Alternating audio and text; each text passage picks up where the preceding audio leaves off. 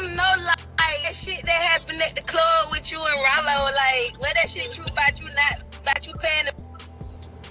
I don't remember nothing that happened that night. I wasn't even there. I wasn't even there.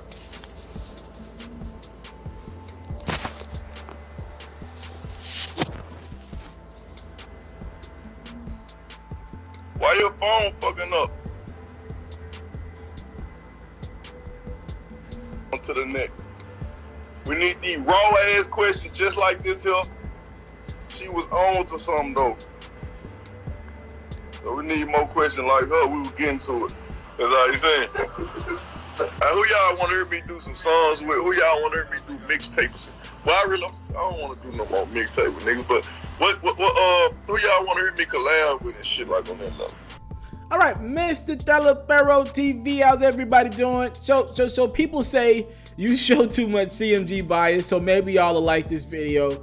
Moneybagg was apparently doing some Instagram live where he was answering a lot of fan questions. Y'all know on IG now, you could bring somebody into your conversation on a live. You know, you can pretty much, if they request to talk to you, you can accept the request now.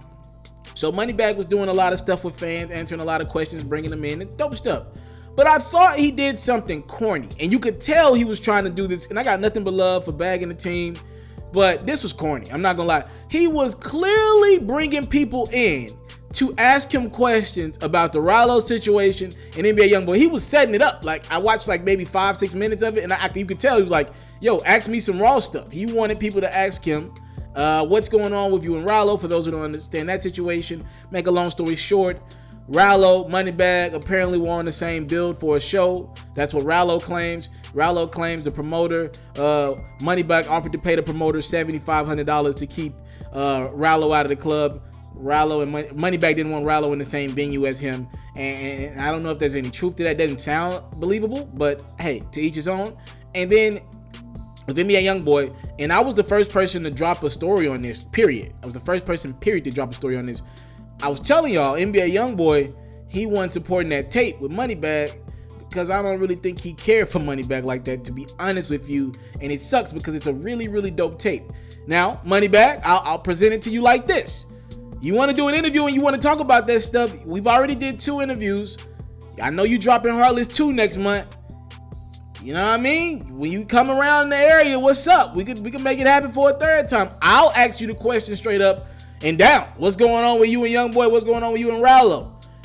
Because this ain't it. Trying to bait fans into asking you questions about it because you know it's hot on the internet. I thought that was pretty corny, and he's too talented a brother for that. By the way, speaking of talents, Moneybagg has officially entered my top 10 of rappers, by the way, and I mean that. So we got the first class of like Drake, Kendrick, and them, but in that second class, which is like Meek, Gates, right under Gates is like Moneybagg, and he's teetering, right? He's about 8 or 9 on my top 10 rappers, bars in the game right now. So I'm just saying, I got a lot of love for Moneybagg, but I thought this was very corny. And you heard Ralo, Moneybagg say he don't know what the hell Ralo was talking about. He wasn't there. And on the NBA Youngboy, you pretty much heard him. He didn't bring up Youngboy's name, but he's like, I'm not doing no more tapes with any more rappers. And it's funny, it's ironic because the first interview I did with Moneybagg is he told me I really don't like doing interviews with other artists because of what happened. He was like, I don't like their sound becoming my sound. I don't, you know what I'm saying? If shit go left, he don't want to look like the fool and just wasted bars. Because that's what happened. Everybody I talked to about that Fad Babies tape, they're like, yo, damn, this is just a wasted tape. We can't even, you know what I'm saying? We know they never gonna promote any records. Youngboy on like some of the hooks. You can't promote a record when somebody that don't like you is on the hook. You just can't do that. Even though we've seen guys like Gucci Mane do it in the past with records he had with Jeezy. You know what I'm saying? You really can't promote the record. You really can't work the music. You know there's no tour coming, and the fans checked out on the tape. It sucks because it was a good concept, but it had to dead it. So Moneybagg went on IG Live to pretty much answer fan questions, but he clearly was baiting people to say, yo, ask me about Ralo, or what's going on with you and Ralo? What happened with you and Youngboy? And I thought that was corny.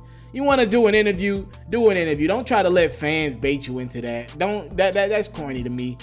Let the interviewers do their job. Go see a reporter, and if not me, someone, and let them ask you the tough questions. Don't try to sugarcoat it or beat around the bush and get the fans to ask the question. Because the reason why reporters get paid to do what they do is you got to set questions up the right way, and that wasn't set up the right way. You just tried to get some fans, and you want to speak on something, and if something hit the fan, you could just be like, damn, what's wrong with the signal, and just exit out of the conversation. Like, come on, let a reporter be in person with somebody, talk to somebody face to face, and let them ask you the tough questions. I had to take up for my reporters there. What y'all think about this? Moneybagg says, look, I don't know what the hell Ralo talking about, and I ain't doing no more collab takes because me and NBA Youngboy shit didn't work out. Thank y'all for the time, love, support. New setup, new everything coming soon. I promise, just keep rolling with me. I'm gonna figure this thing out. I got a lot of stuff coming. I've been working for real, 20 hours a day. I'm out. I want to salute you, homie, you know, for building your own thing and doing your own thing, creating your own platform, your own website. I got one life to live out my dreams, and I'm giving this thing all I got. I interview celebrities. I talk sports. I represent the culture. Right now, you're turning up on MrTaliaferro.com, shawty. Yeah!